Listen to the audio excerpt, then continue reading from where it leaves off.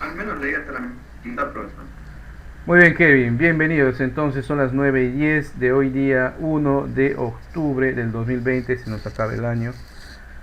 Segunda sesión del curso de taller de CompTIA más Plus, ¿no? O CompTIA Plus, ¿no? CompTIA Plus. Y bueno, nos quedamos la clase anterior en CPU. Vamos a motherboard, placa madre, ¿no? Lo que hay que ver en una placa madre, de acuerdo a la necesidad del cliente, es primero, aparte de lo que dice acá, es cuál es el TDP máximo que va a soportar la placa madre, qué chipset tiene. Recuerden que hay distintas nomenclaturas de chipset, H, B, X, ¿correcto? Recordemos que las más básicas son la H, que son netamente para uso de ofimática, que va a tener un procesador, pues obviamente que no va a tener un TDP elevado. Recuerden que hay que fijarse mucho en el TDP porque estamos en un ambiente muy caluroso, ¿no? Si no, el cliente constantemente va a llamarte, va a decir, te estoy trabajando y se está apagando mi computadora, obviamente porque se está estrangulando térmicamente, ¿no? Entonces, siempre hay que ver eso. Con esto no quiero decir de que en una placa con chipset H, por ejemplo, no podemos poner un procesador de gama alta. Por supuesto que sí podamos o podemos porque el socket lo permite. Pero primero, cuando en algún momento ese procesador va a estar a su 100%, va a sobrepasar las capacidades térmicas de la placa madre. Porque normalmente las placas madres con chipset H no tienen una buena refrigeración del sistema eléctrico, sobre todo del sistema de transistores, de las VRM, ¿correcto? Entonces, si no hay un correcto sistema de refrigeración, sobre todo acá en la selva, pues va a tener una corta vida, ¿no? Va a tener una corta vida de duración. Y ya saben ustedes que acá en la selva tenemos los tres enemigos mortales, siempre los tres enemigos mortales de todo equipo de cómputo, ¿no? Ya saben que es la humedad, el calor y el polvo, ¿correcto? Aunque últimamente también los usuarios son los enemigos de de las máquinas, ¿no? Pero bueno, si ya tenemos una placa madre con un chipset de código B, ¿no? Independientemente de qué generación sea, si es de código B, pues va a poder soportar ya una carga media, va a poder soportar el uso constante del equipo. Incluso podemos armar una mini workstation sobre una placa de esas nomenclaturas. ¿Okay? Les voy a mostrar una imagen, por ejemplo. Les voy a mostrar una imagen de una placa madre. Ahí está una placa madre china, ¿verdad? Como pueden notar ustedes, es una placa madre simple, ¿no? Socket 1155, o sea, soporta procesadores de segunda y tercera generación. Fíjense que los VRM de la placa, fíjense por acá, o sea, los transistores que son los que alimentan las fases de corriente dentro del procesador, pues no están refrigerados. Se trataría pues de una placa madre preparados para un consumo y para un uso extremo o un uso pues profesional, no se recomendaría este tipo de placas, ¿no? Es netamente ese tipo de placas que lo vamos a encontrar bastante acá en el mercado local. Ese tipo de placa pues está orientado a un público pues ofimático, ¿no? Para hacer trabajos de oficina, ¿no? Nada más que eso, nada más que eso. Si queremos ampliar el uso, por ejemplo, en esa placa hacerla trabajar 24/7 simulando un pequeño servidor, te va a funcionar, pero obviamente te va a durar mucho menos de su tiempo de vida estimado, mucho menos. Y como técnico o como profesional que has recomendado algo, a veces por caer en el fuego del cliente de querer lo más barato, pues podemos quedar mal nosotros. Porque el cliente al final va a decir, no, es que me ha vendido cosas que no vale, me ha recomendado cosas que no es. Y siempre es bueno advertirle, poner todas las cartas de posibilidades sobre la mesa al cliente, ¿ya? Siempre es bueno. Aparte hay que fijarnos en el case que va a tener el cliente, Y además de eso, ¿qué formato es? Por lo general para lo que es tarea de ofimática, casi siempre están viniendo en formato mini ATX, ¿no? Mini ATX. Casi siempre. Los mini ATX se caracterizan porque solamente tiene dos ranuras para memoria RAM, tiene 4 2 puerto SATA, no tiene ninguna ranura para discos NVMe o discos de formato M.2 también conocidos, y viene con una o dos ranuras de PCI, generalmente para la tarjeta gráfica, porque ahora están viniendo chips o microprocesadores tanto de AMD como de Intel, que vienen algunos o no vienen con gráficas incluidas. Muy importante ver eso, ¿ya? Si no viene con gráficas incluidas, pues hay que agregar un gráfico, una tarjeta gráfica, que hoy por hoy pues no están nada baratas, ¿no?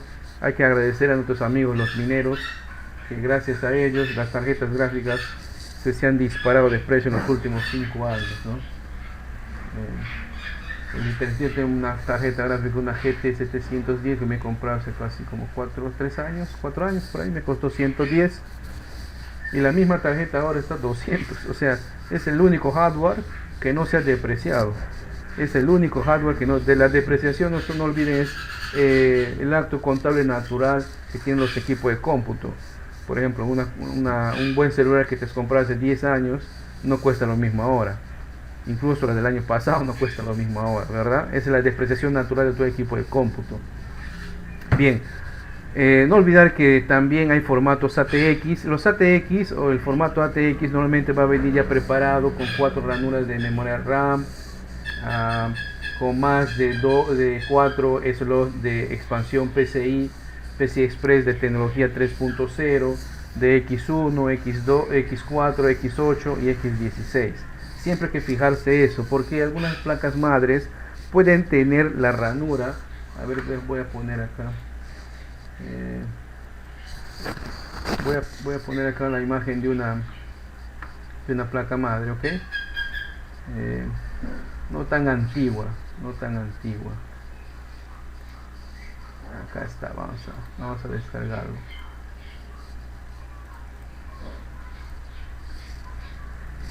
Ahí fíjense, ahí tenemos una placa madre, correcto, una placa madre, en donde podemos observar que ya tenemos ranuras de expansión PCI, tenemos slot de memorias. Normalmente cuando usted observa 4 slots de memoria o más, ya nos encontramos con un chipset pues de rango medio, o sea, para uso medianamente profesional. O sea que va a soportarte cierta carga de trabajo. Ya va a soportar por lo menos unas 6 unidades de almacenamiento SATA o más. Va a tener más de 4 ranuras de expansión PCI. Si es moderna, PCIe, ¿no? O si es antigua, como de repente va a tener solamente PCI. Correcto, acá podemos ver PCI. Y hay que fijarse en la especificación de la placa. Okay, hay que especificarse muy bien en la especificación de la placa. ¿Por qué? Porque de repente hay placas madres que por verse bonitos agregan una cantidad determinada de ranuras de expansión, pero en el manual técnico nos especifica que si cierta ranura está siendo ocupada, la ranura de X16 dedicada para la gráfica se convierte en un X8. Entonces comparte bus de transmisión con el procesador. Recuerden que las ranuras PCI son la forma de transmitir datos más rápidos al procesador, porque tiene un bus de transferencia de comunicación con el procesador que es más rápido, que es mucho más rápido. Incluso, y seguramente ustedes se han dado cuenta de que en las máquinas antiguas, si queremos adaptar un disco M.2, utilizamos unas de estas ranuras, ¿verdad? Con un adaptador, siempre y cuando la BIOS lo permita, pues, exactamente. Entonces hay que fijarse en esto, ¿ya? Hay que fijarse muy bien en esto. Una vez me he topado con un alumno que se ha tocado con este caso. Profe, yo cuando instalo acá en una empresa que se dedicaba al diseño gráfico, habían comprado una tarjeta gráfica carísima y cuando lo ponía no funcionaba correctamente, ¿no? Y era porque estaba utilizando justamente una ranura de expansión que cuando esté utilizada, al otro lo convierte en X8, o sea, no utiliza las 16 canales de comunicación con el procesador. Entonces, pues, y toparse con esa solución, si en ese momento desconoces, si el cliente ya quiere una solución porque está dejando de producir, pues trabajar bajo presión es bien complicado. ¿Ok? Entonces, eso también hay que tener en cuenta. Que además de eso, también vamos a ver formatos Extender ATX, ¿no? EATX. Normalmente los Extender ATX ya pues están pensados netamente para estaciones de trabajo, están pensados para servidores, ¿no? Las estaciones de trabajo más conocidas como Workstation, ¿no? Habrán escuchado su nombre. Pues acá tenemos una placa EATX, ¿correcto? Una placa con dos procesadores, ¿no? Marca Asus o Asus, como quiere decirle, ránulas de expansión. Entonces, cuando usted va a comprarse una placa, siempre hay que ver el formato. ¿Qué formato es? EATX, y Mini ATX, y si es que el case que has elegido lo soporta. Y además de eso, tengan por seguro que las placas EATX siempre va a requerir un consumo adicional de energía. O sea, esa clásica marca genérica de fuentes de poder no te va a ser útil acá. Siempre va a tener la ranura de energía de ATX de 24 pines, o de 20 más 4, como quieras llamarle, y las de 8 pines, ¿correcto? Siempre va a tener esto. Y incluso, dependiendo del manual, la placa te va a funcionar con el ATX y uno adicional, dependiendo del consumo del procesador. Yo me he topado, por ejemplo, con una placa que tenía dos procesadores y que solamente requería un conector adicional, porque el TDP, o sea, el consumo, la potencia del procesador no era muy elevado, era 95, me recuerdo. Pero si hubiera sido más de 110, ya hubiera requerido otro adicional. Y normalmente las fuentes de poder que tienen estos dos conectores adicionales son aquellas que sobrepasan de los 600 a 650 watts de potencia. Pero no pues de la marca Patito, que normalmente encontramos a 50 soles. No. Las que tienen la certificación, una mínima certificación, pues el 80 plus. Llegaremos a eso, ¿ya? Muy bien. Eso con respecto a la placa madre. Mucho cuidado entonces en las necesidades del cliente, ¿ok?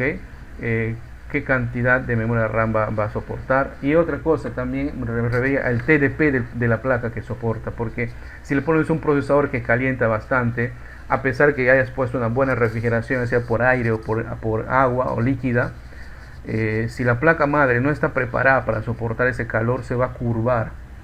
Ya normalmente nosotros instalamos los case tipo torre, la placa está en vertical y el disipador pues está en forma perpendicular a la placa madre, y cuando se calienta demasiado y esa placa no está preparada para esa temperatura, se curva y me va curvándose. Hay un nombre que no recuerdo muy bien que le dan los técnicos, sobre todo los youtubers de habla inglesa.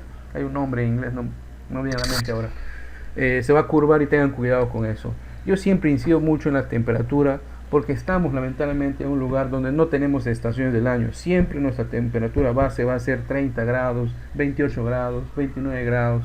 Entonces esa es la temperatura desde donde va a partir a funcionar el procesador. Entonces el procesador normalmente pues calienta 10 grados más, 20 grados más. Obviamente pues siempre va a estar pues calentando ese procesador, siempre va a estar generando un calor extra. Por eso es bueno ver las especificaciones técnicas. No se vayan ahora en sexto semestre a lo loco a recomendar este procesador es mejor porque mira, genera más potencia, pero mira los pros y los contras. ¿Ok? Muy bien. Y otra cosa también dentro de la placa madre es qué tecnología soporta, o sea, qué socket soporta, ¿no? Qué BIOS tiene, si esa BIOS de repente te permite modificar. Yo he tenido, por ejemplo, una placa madre de hace como 10 años, de la marca Gigabyte, que es una más extendida que en Sudamérica, y el usuario, recuerdo que quería adicionarle un disco M.2, ¿no? Entonces lo había recomendado, pero su BIOS original de fábrica, por ejemplo, no lo permitía, no lo reconocía más que para almacenamiento. Lo que queríamos era que arranque desde ahí. Entonces hay páginas donde BIOS Mod se llama, ¿no? Donde tú encuentras las BIOS modificadas de las placas que te permiten hacer esas ampliaciones, ¿no? Porque era eso o recomendar al cliente que se compre una placa nueva, pero no hay presupuesto para eso, entonces tienes que dar ciertas salidas. Hay marcas como Gigabyte que te permiten hacer esas modificaciones, o sea, hay usuarios en la red que hacen modificaciones, ¿no? Placas antiguas puedes modificar su BIOS para que soporte esa nueva tecnología, pero hay otras que no la tienen. Entonces hay que hay que tener mucho cuidado con esa información, mucho cuidado. Es lo que nos separa de ser buenos profesionales de cualquier empírico que está por ahí por la calle. La memoria RAM. Para la memoria RAM pues hay que ver qué tecnología vamos a utilizar, ¿no? Ahorita tenemos la tecnología para placas DDR4 y seguramente acá en el mercado local seguramente vas a encontrar tecnologías DDR2, DDR3, ¿no? Yo me he topado con máquinas DDR2 y están funcionando. No vamos a decir al cliente, no, tu máquina es antigua, tienes que cambiarla. No, simplemente hay que darle el soporte necesario para que se lo sigan usando, porque para utilizar en ofimática no necesitas más que eso sería un desperdicio de tecnología. Para navegar no necesitas más, ¿no? Y por lo contrario, si de repente quieres potenciar una máquina, digamos un cliente te viene con una máquina DDR2 pero tiene solamente 2 GB de RAM y quiere ampliarlo, y la placa madre te permite ampliar por ejemplo a 4 GB, entonces vas a tener que buscar esa memoria, ¿no? Y como no se fabrica a veces en el mercado de segunda, tienes que buscar. Hay mercado de segunda en redes sociales, hay mercado de segunda en tiendas online, ¿no? Incluso la red social Facebook tiene un apartado para comercializar, para buscar, y tienes que actualizar esa máquina, no te queda otra. La diferencia entre la memoria RAM, entre la tecnología, es la rapidez y el bus y la cantidad de procesamiento que ayuda al procesador, ¿no? La memoria RAM pues es la ayuda del procesador. El procesador pues tiene 3 tipos de memoria, como ustedes saben, L1, L2, L3, ¿no? Que son memorias altamente rápidas, pero muchas veces hay ciertas tareas y ciertos archivos que necesitan almacenarse, y esos archivos son muy grandes, se almacenan en la memoria RAM. Es una memoria pues volátil, ¿no? Si es una placa moderna, obviamente pues va a soportar memoria RAM de DDR4, ¿no? Que nos permite alcanzar frecuencias hasta 3000, he visto por ahí 3600 MHz, ¿correcto? Aunque lo normal, la más barata en el mercado local vas a encontrar de 2400, 2200 MHz. Lo bueno de la memoria RAM DDR4 es de que hay, dependiendo de la placa, hay placas que nos permiten utilizar una tecnología Intel, ¿no? Que nos permite overclockear al procesador, que es la tecnología XMP. ¿Qué significa eso? Que podemos nosotros ampliar la frecuencia de funcionamiento de la placa de la memoria RAM. Pero obvio, esto tienes que chequear si es que la tarjeta madre también soporta eso, porque si no lo soporta, pues de nada sirve. ¿Ok? Entonces hay que fijarse eso en la memoria RAM. Por ejemplo, ahora, ¿qué memoria RAM es suficiente? Pues de acuerdo a la necesidad del cliente, ¿no? Ahora, para un trabajo ofimático mínimo recomendable unos 8 GB de RAM. Jorge Axel, por favor, tu micrófono. 8 GB de RAM mínimo, ¿no? Hasta 4 GB de repente, pero recuerden que hay navegadores que te comen la memoria RAM, ¿no? Por ejemplo, el Chrome, que es un navegador que te va comiendo, te consume bastante memoria RAM, últimamente te consume bastante memoria RAM. Pues algunos clientes de repente pueden recomendar el uso de otros navegadores como Mozilla Firefox, ¿no? Existen otros, ¿no? Pero el que normalmente es más popular ahora en las últimas encuestas, sobre todo de los usuarios nuevos, siempre están trabajando con el Google Chrome. Entonces hay que advertir al cliente de que es un programa, un navegador que te va consumiendo la memoria RAM, ¿correcto? Y si pues un trabajo ya estudiantil, para un estudiante de universidad, 16 GB de RAM está bien, ¿correcto? Y ya para ustedes, por ejemplo, que van a hacer un trabajo más profesional, van a virtualizar máquinas, unos 32 GB de RAM no están de más. Y si pueden ampliar y si la placa lo permite, pues lo hacemos. Recordemos que hay tecnologías de memoria RAM, ¿no? Siempre es recomendable agruparlos en bloques de 2 para poder utilizar el dual channel, el quad channel, el octa channel, dependiendo de la placa madre que va a soportar eso. ¿Qué es el quad channel o el dual channel? Quiere decir que el trabajo se divide entre los, o sea, el procesador manda un trabajo dividido entre los dos slots de memoria para hacerlo más rápido. Está demostrado en algunos tests, algunos benchmarks que han hecho, por ejemplo, que no es igual trabajar con un módulo de 16 GB de RAM que con dos módulos de 8 que den 16 GB de RAM. Se ha demostrado de que es un poquito más rápido el de en dividir en pastillas de 8 de 8, ¿no? Obviamente va a depender también de la capacidad económica del cliente. No es igual comprarse una memoria RAM de 8 GB de DDR4 a 2400 MHz que uno de 3600, ¿verdad? No es igual. Jorgito, por favor, si puedes deshabilitar tu audio, se está colando la grabación. Jorge, por favor. Alguien le avise a Jorge.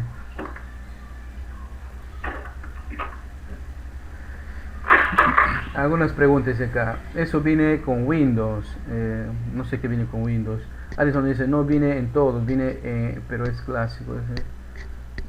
¿Se refieren aquí al XMP o al Microsoft Edge? Cuando usted instala Windows 10, el Microsoft Edge es el clásico, el normal, ¿no? Pero recuerden que Microsoft se ha unido al proyecto de Chromium y ahora pues el ADN del nuevo Edge es prácticamente un Chromium. Ya huele a Chromium, ¿no? Como dicen ahí algunos youtubers, y ya comienza también a comerte un poquito de memoria RAM. Sí, es un proyecto. Recuerden que el proyecto Chromium es libre. Usted puede verificarlo en páginas donde puedes encontrar el código y sabes algo de programación, puedes colaborar con esos proyectos, ¿no? Hay navegadores pues que son netamente para uso limitado, ¿no? Por ejemplo, el Opera, tú te recargas, lo puedes configurar para que no te admita spam, para que no almacene no dé ciertos datos, ¿no? Incluso los buscadores por defecto, ¿no? Que te van, recuerden que Google también vive de tus datos, ¿no? Y el navegador Chrome muchas veces envía datos de historial de tu navegación, dónde has estado, y con eso va construyendo más o menos tus patrones de comportamiento, y esa información obviamente va vendiéndolos a ciertas empresas que te van a ofrecer otras cosas, ¿no? Es así, o sea, ustedes saben que siempre les he dicho, nada es gratis en este mundo de la informática, todo tiene un costo. Bien, eso es lo que respecta a la memoria RAM, ¿ok? Ahora, en el mundo de acá, de nosotros, donde estamos viviendo en Iquitos, casi siempre vas a encontrarte clientes que tienen placas de hace 10 años funcionando y que te están soportando DDR3 a 1333 MHz, 1600 MHz, 1866 MHz, incluso he visto de 2000 y tantos MHz. Entonces tienes que acomodarte pues a la necesidad del cliente. No vas a decir pues, mira, tu máquina es vieja, hay que cambiar. No, hay que ser asertivos. Mira, podemos potenciar tu máquina. No, he visto que tu placa soporta dual channel o quad channel de repente.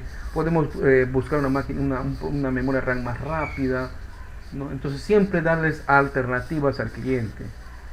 Siempre hay que darle alternativas. Así que no suene pues como que quieres venderle sí o sí algo. O sea, no suenes a vendedor de tienda. Ya, ten cuidado con eso. No suenes a vendedor de tienda. Tienes que darle muchas opciones al cliente. Y es el que te va a recomendar para otros trabajos. Bien. La GPU, la tarjeta gráfica.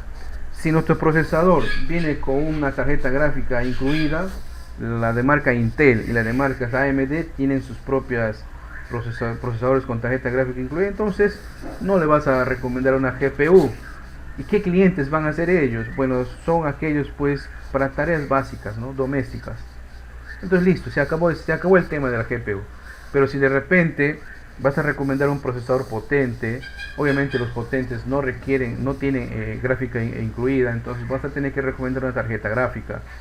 En el mundo de la PC para arquitectura x86 existen dos grandes marcas competidoras, y una de ellas ya se desprendió hace mucho desde lejos, ¿no? Que es Nvidia, o le dicen Nvidia, ¿no? Que suena envidioso para nosotros, y la otra es AMD, ¿correcto? Las gráficas más potentes ahora pues son creadas por Nvidia. Hace ratos AMD no lo puede alcanzar, pero el mercado el mercado que es más cotizado para ellos, que más les importa, es el mercado de consumo medio, ¿correcto? Entonces es ahí donde AMD tiene buenas ofertas. Yo recuerdo hace un par de años, todos buscaban, por ejemplo, una tarjeta RX, ¿no? La 570, 570, la 580, la 590, y hasta ahora siguen dando la talla, ¿no? Pero, ¿en qué voy a utilizar mi GPU? Bueno, si es un usuario que le gusta jugar, pues ahí vas a tener que recomendarle, pues, ¿no? Pero si te toca por ahí alguien que quiere gastar su plata, ¿no? Yo quiero ser un jugador profesional. Lo primero que tienes que preguntarle antes de recomendar una tarjeta gráfica, ese es un plus para ustedes. Lo primero que tienes que preguntar antes de recomendar una tarjeta gráfica es qué monitor tiene, ¿ya? Lo primero que tienes que preguntar antes de recomendar una tarjeta gráfica, independientemente de la marca, es qué monitor va a utilizar. Si utiliza un monitor básico de 60 Hz, una tarjeta gráfica Nvidia de las GTX, las 1070, las 1060, las 1050, suficiente. O la RX 570, 580, suficiente. ¿Por qué? Porque su máxima resolución va a ser 1080 Full HD. Es lo máximo que va a llegar. ¿Ok? Es lo máximo que va a llegar. Pero si se dedica, por ejemplo, si tiene una tarjeta gráfica para hacer por ejemplo, tiene su negocio de diseño gráfico, ahí tienes que buscar una tarjeta gráfica más que generación, más que los cores de procesamiento, que tenga una buena memoria RAM netamente de GDDR. Normalmente ahorita estamos en 4, en 5, hasta allá hay GDDR6. ¿Ok? ¿Por qué? Porque eso va a darle más velocidad a lo que está haciendo. Y si por ahí te topas un cliente que tiene o que es ingeniero y está experimentando con lo que es IA o Machine Learning, pues tienes que buscar pues una tarjeta gráfica que tenga por lo menos 8 GB de memoria RAM, ¿ya? 8 GB de memoria RAM mínimo, no olviden. Entonces, si el cliente solicita memoria o tarjeta gráfica, pregúntale para qué quieres, qué vas a hacer con eso. Quiero jugar, ya, muy bien. Si quieres jugar, ¿qué monitor tienes? Tengo un monitor de 60 Hz, ¿no? A ver, vamos a ver. Ajá, sí, de 60 Hz. Esto es suficiente. Si le recomiendas más, lo último es un desperdicio de tecnología. Ahora, si quiere comprar, si tienes que recomendar, mira, esta tarjeta nuevamente estás desperdiciándola, tienes que comprarte un monitor pues que soporte ya más de 60 Hz, 144 Hz, hasta hay más de 300 Hz, ya no en Full HD, sino en 4K, de repente en 8K, para que puedas sacarle todo el jugo a esa tarjeta gráfica. Y también hay que recomendar tarjeta gráfica en base al procesador que tengas. ¿De qué te sirve una tarjeta gráfica muy potente, pero de repente tienes un procesador muy débil? Entonces vas a hacer lo que se conoce el fenómeno de cuello de botella, ¿no? Donde la tarjeta gráfica apenas va a estar pues calentándose y el procesador va a estar pues ya agotadísimo, al 100%, ¿correcto? O de repente va a ser lo contrario, tienes un procesador muy potente y una tarjeta gráfica pues muy débil. También se da en esos casos. Tienes que buscar un balance. ¿Ok? Bien. Si es un presupuesto ajustado, debemos recomendar en almacenamiento al cliente el clásico disco duro de platos giratorios, que últimamente han bajado bastante de precio, ¿no? O sea, entre comillas han bajado de precio, porque un disco de 1 terabyte aquí en el mercado local está a sus 200, 220, y dependiendo si te ven pues cara medio que no conoces, 240 te van a pedir, ¿no? Incluso también hay un mercado de segunda, donde te venden discos de 1 terabyte, de 500 gigabytes, y no están nada despreciables, 50 soles, ¿no? Para un armado económico de un cliente, pues siempre hay que poner esa opción, ¿no? Un disco duro sólido, nuevo te vale esto, pero un usado también te vale esto. ¿Y me va a durar? Sí, se hace un test al disco para ver cómo está. Normalmente hay programas que hacen test al disco Por ejemplo, el que yo uso es el Crystal Disk, ¿no? Que nos facilita, nos da información de cuánto tiempo tiene el disco, cuántas horas se ha usado, si tiene sectores defectuosos, obviamente en ese caso no lo voy a comprar, pero si no, pues podemos seguir usando. Recuerden que son tecnologías que, a no ser que le metas un golpe, pues tiene años de duración, ¿no? Tiene años de duración, ¿no? Son confiables. Bien, pero si es para un uso profesional, obviamente hay que recomendar un SSD, ¿no? Y para eso un uso avanzado, por ejemplo, o tienes un cliente que constantemente está renderizando o hace copias de seguridad, hace backup, entonces necesitas unidades que tengan una alta tasa de transferencia de datos. Entonces ahí vas a poder recomendar un disco de tecnología M.2, ¿verdad? Los SSD se caracterizan porque corren, cuando digo corren es el argot que nosotros utilizamos, o sea, va a una velocidad por ahí de lectura y escritura que bordea un promedio de 500 megabytes por segundo. Un disco duro normal, el de plato giratorio, está bordeando pues los 100, 110, 120, hasta 150 he visto en la edición Black dependiendo de su tecnología también, ¿no? Pero obviamente de 150 a 500 es bastante, ¿no? Es más rápido. Incluso de ahora se recomienda pedir al cliente que compre pues un SSD lo más barato posible, vale 110, 120, 120 GB, 240 GB, y desde ahí arrancar el sistema operativo para que note pues velocidad, ¿no? Cuando está prendiendo. Y es más, una forma de repotenciar máquinas antiguas es justamente agregarle un SSD y el cliente va a notar la velocidad,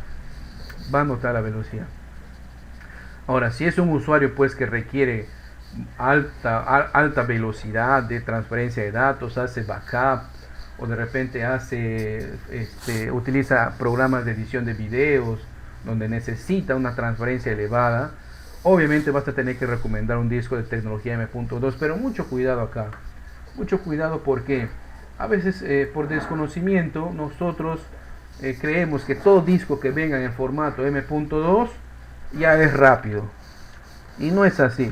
Va a depender mucho de la interfaz de conexión que tenga. Ya va a depender mucho la interfaz de conexión que tenga. Les puedo compartir una imagen, ¿eh? Voy a compartir una imagen. A ver, un ratito. ¿Por qué les digo esto? Porque a veces vemos ese formato y decimos, ya, este es rápido. Y no es así. No es así. Si nosotros queremos repotenciar, por ejemplo, una unidad de hace 5 años, una PC de hace 5 años, recomendamos pues un disco M.2, obviamente, ¿no? Si el cliente tiene los recursos. Y lo que hacemos, si es que la placa madre no tiene una ranura para un disco M.2, utilizamos pues este tipo de adaptadores, ¿no? Adaptadores que están baratos, están cómodos y utilizan la interfaz de PCI Express. Normalmente el PCI X4, normalmente, ¿no? Y fíjense acá podemos observar que tenemos una ranura para un disco M.2, pero de tecnología NVMe. Y acá tenemos un disco también de formato M.2, pero de tecnología SATA. ¿Cuál es la diferencia? A pesar que físicamente puede ser que estén en el mismo tamaño, pero uno es más rápido que el otro. Los M.2 de tecnología NVMe normalmente están bordeando los 1000 megabytes de lectura y escritura en promedio. Hay cierta variación, 1300, 1200, ¿correcto? 1000, fíjense, 1000. Pero si usted se pone con esto, con el formato M.2, va a seguir utilizando una interfaz SATA. Entonces, si es una interfaz SATA, lo máximo que va a llegar va a ser a 500, 600, hasta he visto de 800 en la de Samsung, ¿no? Entonces hay que hacer esa distinción. No caiga por favor en ese desconocimiento. Hay distintos tipos de puertos, ¿ya? Normalmente el disco M.2 es el formato, ¿ya? M.2 es el formato. y las ranuras van a cambiar. ¿A qué me refiero con ranuras? A ver, les muestro otra imagen. Por ejemplo, acá miren, ¿ven? ¿Sí? Hay ranuras tipo B, tipo M y B más M. El de tipo M es este. Es el que normalmente utilizan pues los discos de tecnología NVMe. ¿Ya? ¿Cómo se identifican? Acá claramente en la otra imagen que les he compartido lo puedes identificar. Mira, es este. Normalmente la muesca lo tiene hacia el lado izquierdo, si lo quieres ver desde ese ángulo. Ahora, la tecnología SATA va a cambiar. O sea, la interfaz SATA puede ser que tenga ranura B o puede ser que tenga la ranura B más M. Cualquiera de estas dos, por ejemplo, yo tengo una que tiene estas dos ranuras, que es tecnología SATA, ¿no? Pero le he instalado acá, a pesar que tiene una sola ranura, pero es compatible. Y sigue siendo tecnología SATA. ¿Cuál es la ventaja? Menos espacio, menor consumo, no son tan voluminosos, más pequeños, pero eso sí generan una temperatura elevada. Los discos M.2 o los formatos M.2 generan bastante calor, hay que tener cuidado con eso. Entonces recomendaría que le agregue un disipador que en Mercado Libre está a sus 30-40 soles, ¿ya? Pasivo suficiente. Ahora, si el gabinete es muy cerrado del cliente, no estaría de más que le pongas un pequeño ventilador debajo de él, ya que si utilizas esta interfaz, siempre abajo queda un espacito y le adaptes un ventiladorcito, porque si no, cuando está copiando datos, va a alcanzar fácilmente los 70 grados y obviamente el tiempo de vida de duración no va a ser mucho. ¿Ok? ¿Qué hay que ver entonces en los discos HDD, en los hard disk drive? Las RPM, porque usted va a encontrar un disco de 1 terabyte de 5400 RPM y va a ser más barato que un disco de 1 terabyte de 7200 RPM. Cuanto más rápido gire, más tasa de transferencia va a tener, ¿ya? Más tasa de transferencia. Si usted quiere actualizar, por ejemplo, una laptop y es antigua, básico vas a tener que cambiar ese disco duro de plato giratorio de la laptop por un disco SSD o por un almacenamiento SSD. ¿Ok? Los almacenamientos SSD y el formato M.2 hay muchas tecnologías, ¿ya? ¿Qué tecnologías te recomiendo que busques? Busca los discos M.2 o SSD que tengan tecnología 3D NAND. ¿Ya? Se escribe 3D NAND. ¿Qué me permite esa tecnología? Esa tecnología me permite permite un copiado, un borrado de lectura y extiende aún más la vida útil de esa unidad. Por citarles un ejemplo, la marca Western Digital tiene su división Green, Blue y Black, ¿no? La Green es para usuario normal, la Blue es para usuario intermedio y la Black para usuario avanzado. Pues, ¿a quién recomendarías el Black? Por ejemplo, al usuario que constantemente esté copiando, pegando, borrando, a ese, porque obviamente si le pones un verde, fácilmente vas a agotar su vida útil, ¿no? Tienes que ver eso. Y por ejemplo, si es un usuario que almacena gran cantidad de datos, entonces tienes que recomendarle de todas las maneras un disco duro de plato giratorio. No queda otra, ¿ya? Porque si haces un backup para que después no la uses, desperdicias, por ejemplo, las tecnologías M.2 o SSD. Los discos giratorios están normales, ¿no? Incluso los discos de 4 terabytes de segunda mano los puedes encontrar en Amazon muy baratos, ¿sabes? He encontrado uno de $50, ¿no? Y obviamente el traerlo acá es demora. Para eso utilizo ciertas otras, ¿no? Pero están baratos, 4 terabytes, ¿no? 4 terabytes. Y están baratos. Son de segunda, obviamente, pero están testeadas, te muestran ahí su testeo. Están baratas, ¿no? De repente ustedes quieren ampliar su negocio, aparte de dar soporte, quieres vender, ahí tienes una opción, ¿no? Bueno, Eso con respecto a tecnologías de almacenamiento. Hay más que hablar de esto, ¿ya? Pero más o menos lo básico para que no te engañen.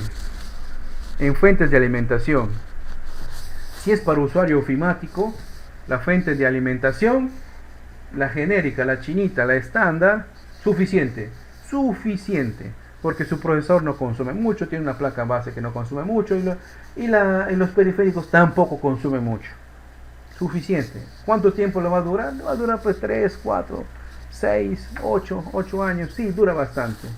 Pero si ya es un usuario que va a utilizar su máquina y le va a someter a alto consumo, ahí, o sea, si va a tener una tarjeta gráfica, ahí hay que recomendar una fuente de poder mínimo que tenga certificación 80 Plus.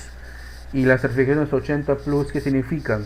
De que al 100% de su capacidad exigida, esa fuente de poder te ofrece el 80%, 85%, 90%, dependiendo qué certificación tenga. Porque 80 Plus hay blanco, o sea, white, hay bronce, hay silver, hay gold, hay platino, correcto. Dependiendo de eso, entonces hay que recomendar. Y también qué tipo de placa base tenga. Si es una placa madre que necesita o que requiere más conectores de energía, mínimo de 650 watts, 800 watts, ¿no? Yo por ejemplo tengo una de 1050 watts con certificación 80 Pro, me costó bastante, pero desde ahí saco ya mi energía para hacer ciertas pruebas. Y ustedes también tienen que más o menos ver el mercado cómo va desempeñándose en eso, ¿no? Por ejemplo, si tienes un cliente que te va a solicitar una máquina donde va a tener una tarjeta gráfica potente, una placa madre potente que genera un consumo, entonces tienes que buscar una 80 Plus, pues bronce o oro, y que tenga pues la suficiente potencia para entregar, mínimo de 700, 850 watts de potencia. Ojo, las tarjetas, las fuentes de poder genéricas, las chinitas que nosotros llamamos, las vas a encontrar hasta de 1000 watts, ¿eh? Pero ahora que te ofrezca eso, realmente que te dé esa potencia y cuánto tiempo te la dé, pues ya te la juegas, ¿no? Ahí te la juegas realmente. ¿Ya? Eso es con lo que respecta a las fuentes de la alimentación. Hay tecnologías de fuente de la alimentación, hay calidades de fuente de la alimentación. Por ejemplo, hay fuentes de la alimentación que tienen un conector que van a la placa madre, en el cual mediante el BIOS te permite checar la temperatura, la potencia de consumo que está generando de esa fuente de poder. Pero son las más caras, obviamente, ¿no? Por ejemplo, los mineros utilizan eso. Hay fuentes de poder que las certificadas, por ejemplo, las que son silver hacia arriba, tiene un control de voltaje de tal manera que si hay una sobrecarga y si el estabilizador o el supresor de picos no han bajado la corriente, o sea, no se han activado, automáticamente pues esa fuente de poder se apaga o deja de funcionar, o en todo caso se quema, o sea, se quema netamente la fuente antes de que este sobrevoltaje pase a la tarjeta madre. Entonces se sacrifica, vamos a decir, ¿no? Se sacrifica. Entonces todo eso tienen que ver ustedes cuando van a recomendar o cuando van a comprar una fuente de poder. ¿Qué valores fluctúan? Las más baratas están sus 50 soles, ¿no? Las más caras vas a encontrar fuentes de poder hasta que bordean casi los 800 soles, ¿no? Entonces va a depender pues de qué necesidad tenga el cliente, ¿ok? No es igual pues una fuente de poder para un servidor que te vas a armar que una fuente de poder para una tarea de uso doméstico, ¿no? Para uso doméstico está ahí, no está prendido todo el día, suficiente. Y si se malogra, 50 soles ya la está cambiando. Pero una fuente de poder para un servidor, imagínense, no puede fallar, no tiene que darse el lujo de fallar. Bien, la refrigeración del sistema. Hemos dicho que hay por agua y por aire. La refrigeración líquida es un lujo, para mí sigue siendo un lujo, y sobre todo acá en Iquitos sigue siendo un lujo. ¿Ya? ¿Por qué? Porque el tiempo de vida estimado de una refrigeración líquida no es muy alta. ¿Okay? Normalmente van de 3 a 4 años, normalmente. En cambio la refrigeración por aire sí es más robusta y raramente falla, raras veces falla. Y si algún día fallara, por ejemplo, su ventilador, aún nos quedaría la refrigeración pasiva. Imagínate que la bomba de un sistema de refrigeración por agua falle. ¿Qué va a pasar? Se va a estrangular el procesador y va a terminar apagándose el sistema, ¿no? Antes de que incluso puedas hacer algo. Entonces hay que mirar esto, hay que checar esto, ¿ya? Si el cliente se ha comprado un procesador de alta gama, obviamente vas a tener que buscar una refrigeración, ya sea líquida o por aire, que soporte el TDP, muy importante. Tienes que checar la ficha técnica del TDP del procesador y en base a eso vas a recomendar una refrigeración. No te guíes en la refrigeración porque es más grande, porque hay lucecitas, no, sino que el poder de disipación esté acorde a lo que consume o lo que va a disipar el procesador. Tienes que ver eso, ¿ya? Los periféricos, bueno, en los periféricos pues hay muchos, ¿no? Creo yo que uno de los más importantes de los periféricos es el monitor. El monitor hay que recomendar, el mundo latinoamericano siempre está pues, el 90% utilizamos pantallas en Full HD y a 60 Hz. Estoy viendo por ahí una marca LG, ¿no? Que está sacando de 60 de 1080p a 24 pulgadas, por ejemplo, de 75 Hz, ¿no? Bueno, es una que están saliendo. ¿Cuál es el tamaño de monitor recomendado? Bueno, lo que el presupuesto le ajuste y también a qué distancia va a sentarse, ¿no? Normalmente, para disfrutar el 1080p con un 22 pulgadas, 19 pulgadas, hasta 24 pulgadas está bien. Más de 24 pulgadas ya no se nota muy bien el 1080p, ya se notan los puntos. ¿Ya? Hasta 27 pulgadas de 2K, ¿no? Y mayor de 32 pulgadas 4K. O sea, si quiere disfrutar pues la calidad de imagen, ¿ya? Por ejemplo, profe, usted dirá, profe, pero yo me compré mi televisor de 55 pulgadas y es ahí Full HD a 1080p, yo veo normal, claro, porque la distancia a tu televisor no es la misma de la distancia a tu monitor, ¿correcto? La distancia a tu televisor más o menos debe ser, me imagino, 1,5 metros, ¿no? Debe ser. Entonces a esa distancia tú no notas el tamaño de los puntos, o sea, no notas la imagen pixelada. Pero si tú te sientes al lado de un monitor de 32 pulgadas, que es a 1080p, y normalmente las distancias son 50, 70 centímetros no más, vas a ver las imágenes pixeladas, o sea, no las vas a ver con una buena calidad, ¿sí? No vas a ver con una buena calidad. Hay que tener en cuenta eso y también explicar al cliente esto, ¿no? El cliente va a decir, mira, yo tengo ahí mi computadora y yo le hago funcionar con mi televisor. Es cierto, los televisores funcionan, no muchas veces como monitor, porque de repente el usuario no necesita nada más. Pero también hay que explicarle al usuario que existen tecnologías de monitor. La más antigua, la tecnología TN, que no nos permitían, por ejemplo, mirar el monitor de un ángulo, porque si tú lo quieres mirar de un ángulo y no se notaba bien. Tiene cierto ángulo nada más para poder mirarlo, ¿no? Hay también la tecnología de IPC, que esa tiene mayor calidad. Entonces hay tecnologías también de monitor, ojo, ¿eh? También tienes que ver en el monitor cuál es su velocidad de respuesta, que normalmente se mide en milisegundos. De un televisor normal debe ser pues 20, 30 milisegundos. En cambio, de un monitor es 5, 10 milisegundos. Y de un monitor profesional, por ejemplo, es 1 milisegundo, ¿no? Esos que utilizan esos gamers de juego shooter, ¿no? De acción. Hay que mirar todo eso. Tienes que saber, estás en la obligación de saber todo eso. Cuando vas a recomendar un monitor, tienes que saber previamente en la ficha técnica qué cosa tiene ese monitor, qué ofrece, qué tecnología es, qué interfaz utiliza. De repente utiliza la interfaz antigua VGA, no puedes hacer nada más. O de repente DVI, o ya utiliza un HDMI, ¿no? ¿Qué versión del HDMI? Porque no todas las versiones de cable HDMI soportan, por ejemplo, 4K. O si es DisplayPort, ¿no? De repente tu tarjeta tiene DisplayPort, pero el televisor no lo tiene. Buscar un adaptador, un desperdicio, entonces ahí. Todos esos detalles tienes que verlos en latino. Todos esos detalles tienes que saber. En la configuración de redes, ustedes han pasado un semestre instalando redes, ya sea física o virtualmente. Incluso sé de algunos de ustedes que se han topado y han hecho trabajos de instalación y configuración de redes, ¿correcto? Dependiendo del tamaño de una red, ustedes saben que tiene una red LAN, una red WAN, una red MAN. Eso era la bibliografía antigua, ¿no? Y ustedes saben que un usuario también se puede montar una red de área personal, donde su celular es un enrutador y puede conectar por ejemplo, su laptop, su tablet, puede interconectar también su reloj. Ya muchos periféricos de la vida cotidiana están viniendo pues con tecnología de conexión, ¿no? Y hay distintos tipos de interfaz de conexión.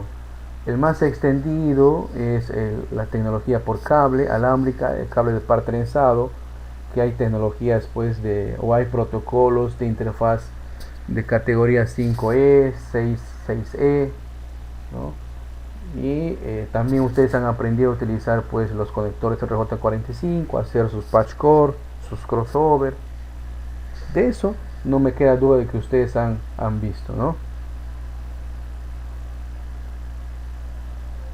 Bien, ahora también pues se ha extendido la tecnología de uso inalámbrico y hay varias tecnologías de eso. Dependiendo pues si es de un uso común, ustedes pueden recomendar un AP router básico a sus clientes, pero si es de un uso extensivo, tienen que recomendar pues un AP router de uso avanzado, profesional, y para eso pues hay hardware preparado, ¿ya? No es igual pues el AP router que te instala la empresa común, que acá en Iquitos es Telefónica, que te pone un AP router básico, ¿no? Que ni bien pues 3 o 4 o 5 se conectan a esa interfaz y los tres están jalando, consumiendo, vas a notar que va a caer la calidad de la señal, ¿no? O si de repente el punto de acceso está en un lado y la casa es grande, vas a tener que instalar repetidores. Pero ¿qué marca de repetidores pones? ¿Es compatible una marca con la otra? Entonces para eso hay distintos tipos de hardware y distintos tipos de marcas. No vamos a detenernos acá a explicar cada uno de estos, vamos a hacer, simplemente saben ustedes que hay distintos tipos de hardware de acuerdo a la necesidad del cliente. No es una cosa pues instalar un repetidor a un cliente de uso doméstico que Telefónica le ha instalado su upper router en la sala y su señal no le llega muy bien a su cocina, ¿no? Usted le va a hacer un repetidor básico, ¿no? Que instalar pues uno de una oficina, pues no es lo mismo, bien. Y esto es muy importante lo que dice acá, la necesidad, ¿no? ¿Qué necesidad de red tienes, ¿no? Si es de tipo alámbrica, inalámbrica, qué tipo de hardware vas a necesitar, lo que estoy explicándoles, ¿correcto? Muy bien. Me voy a detener en esto, miren. No, esto vamos a ver acá. Las virtualizaciones.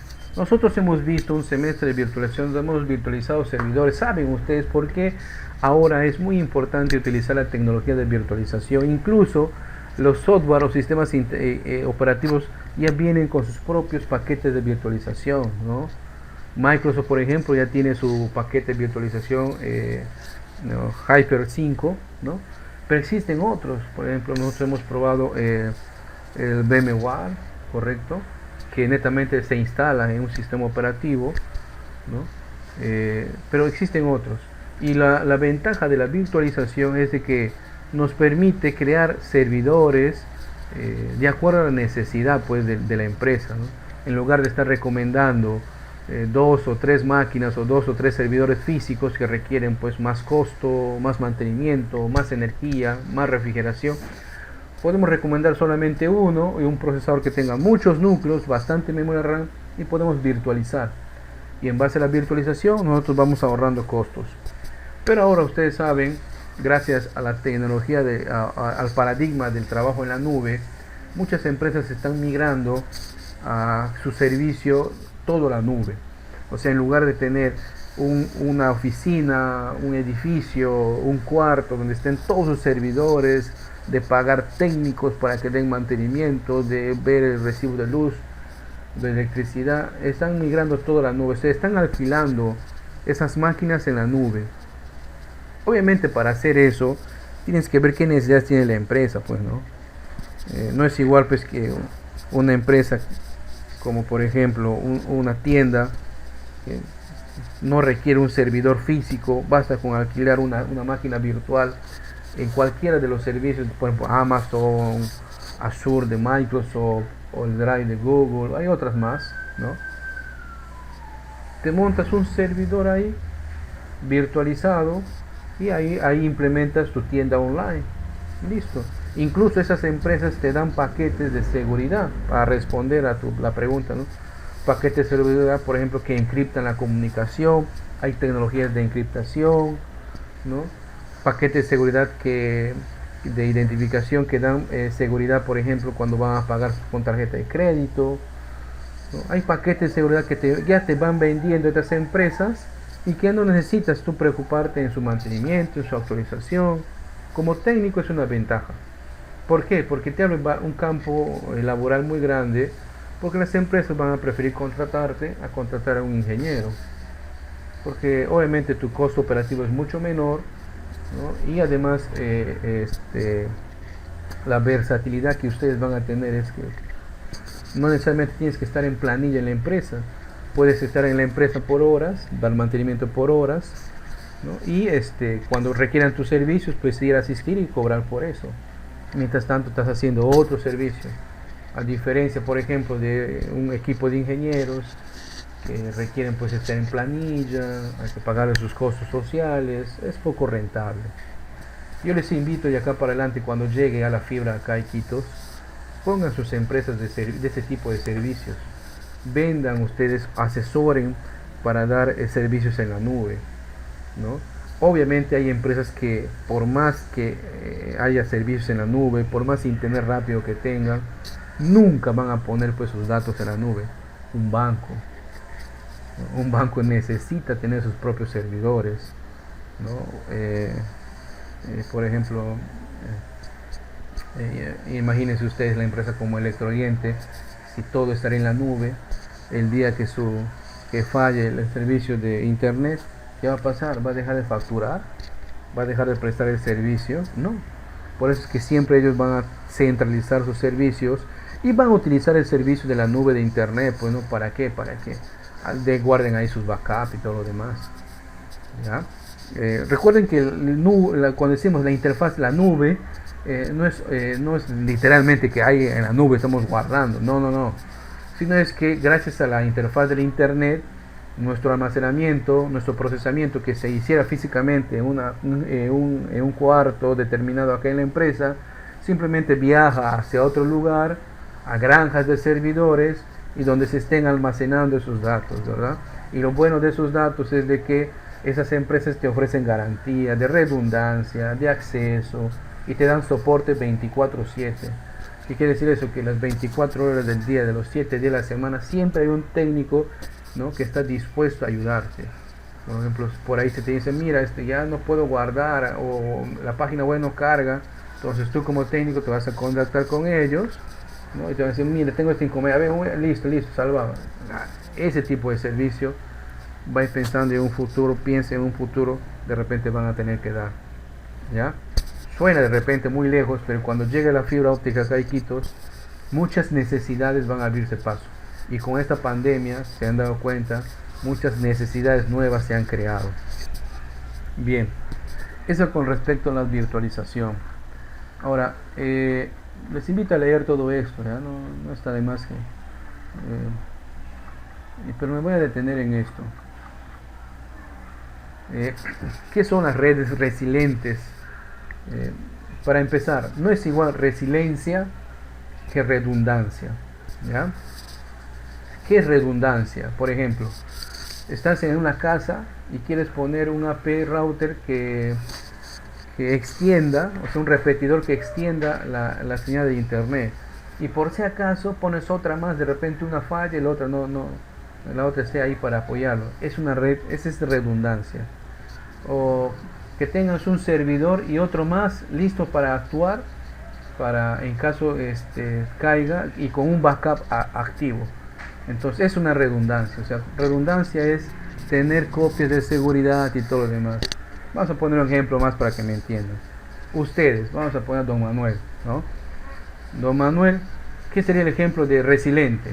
Que si ante cualquier adversidad, don Manuel se recupera, ¿no? Y él mismo sigue brindando los servicios normalmente que hace, ¿no? ¿Qué sería un don Manuel redundante? Don Manuel un día se enferma, se muere, entonces sacamos otro don Manuel del almacén para que brinde los mismos servicios, un clon. ¿Entienden, verdad? Redundancia y resiliencia. La resiliencia es la capacidad que tiene una infraestructura, ya sea de software, de hardware o de red, para poder brindar el mismo servicio y recuperarse sin la necesidad de ampliar hardware, sin la necesidad de ampliar infraestructura de red o sin la necesidad de instalar más software. ¿Sí? Hay pocas redes que sean resilientes, hay poca infraestructura que es una terminología nueva, pero la que muchas empresas de vanguardia ya están utilizando. Por ejemplo, todos ustedes conocen Netflix, ¿verdad? Netflix es una empresa que constantemente está simulando, entre ellos, sin previo aviso, están simulando, por ejemplo, para poner a prueba su sistema, ataques, ¿no? Están simulando ataques y qué tan responde y qué tal se recupera, qué tan rápido recuperan su sistema.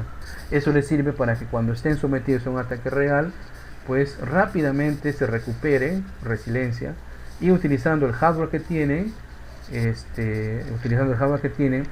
pues puedan brindar los mismos servicios, ¿ok? Puedan brindar los mismos servicios.